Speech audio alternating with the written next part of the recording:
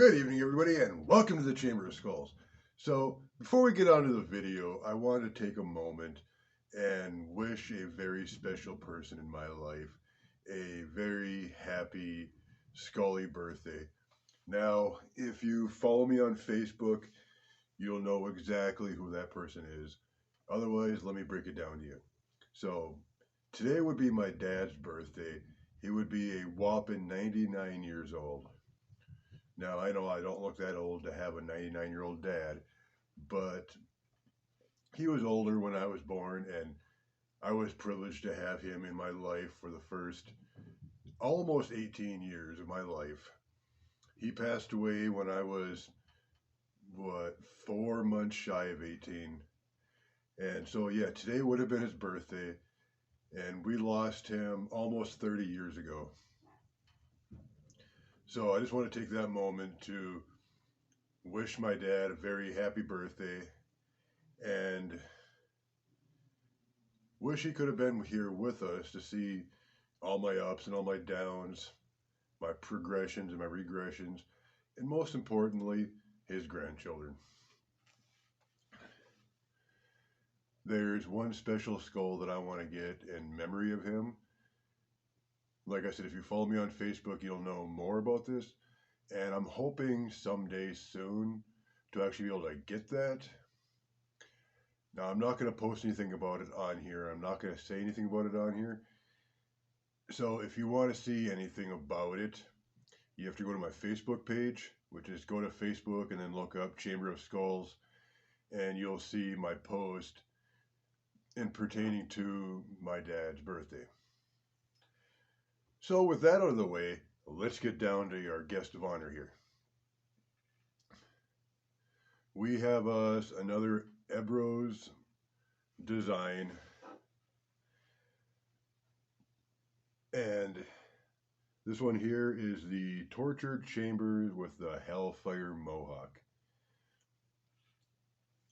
And I figured this one fit perfectly in my collection, as it's just so dark and it speaks volume, because this has been me in my past before I really found myself and before I had the courage or the strength to better myself.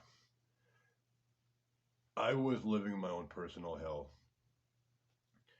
I felt the fires of hell surrounding me all the time. I just felt angry and I felt violent and I felt trapped inside of myself, hence the tortured souls. I felt trapped inside of myself. In one point, I kind of liked who I was because I was able to control the people around me. If I didn't want to be in a situation anymore, I would just get really pissed off, and it wasn't voluntary. It would just piss me off if I didn't like a situation I was in, or if the situation was just driving me to the point of no return. I would get pissed off. I would literally punch things. And of course, I would relate to people not wanting to be around because they were scared of me. People didn't want to confront me because I was a hellfire. I was a loose cannon. But the bad part about it is I was also losing the people that I care about the most. My friends and family, they were leery about coming around. It was almost what kind of a mood is he in, or what kind of a mood are you in? My relationships were failing miserably because nobody wanted to be around me because I was such an angry asshole. So yeah, this one here, it speaks volumes of where I came from. The tortured soul, the hellfire, that is me in a handbasket.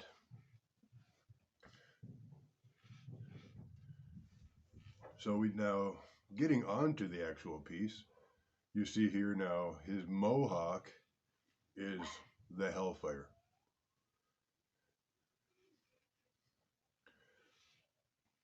And then if you can see in there, there's actually like the tortured souls rising out of that Hellfire. And the whole skull piece is engraved with different miniature, oh, excuse me, skulls in different positions, all in a torturous drive.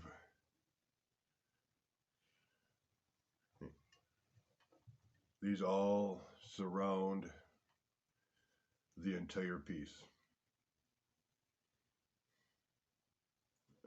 And we're losing him.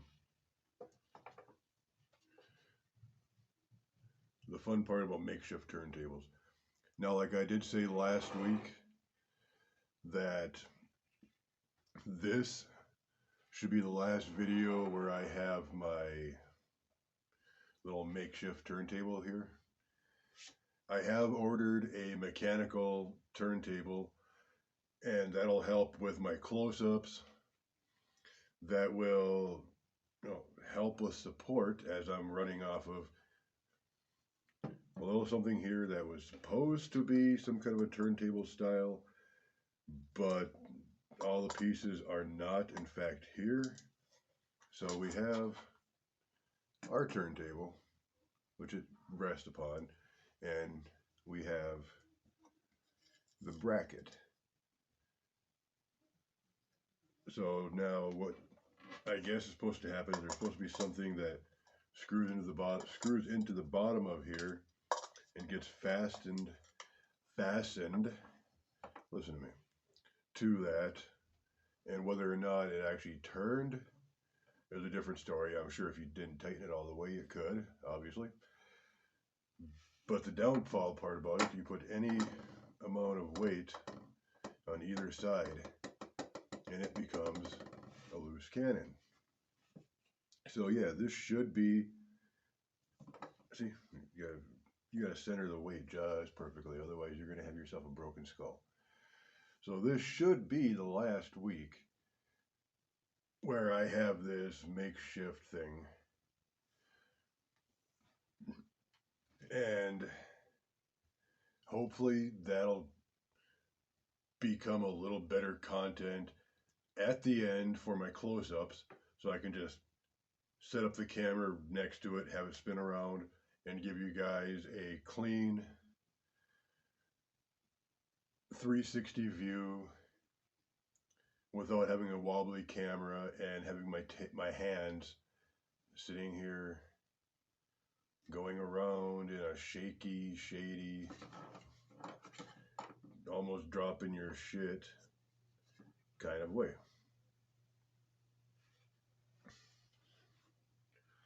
So we'll leave you here and give you some close-ups on this beast. Until then, you guys have a great night and a skulltacular weekend.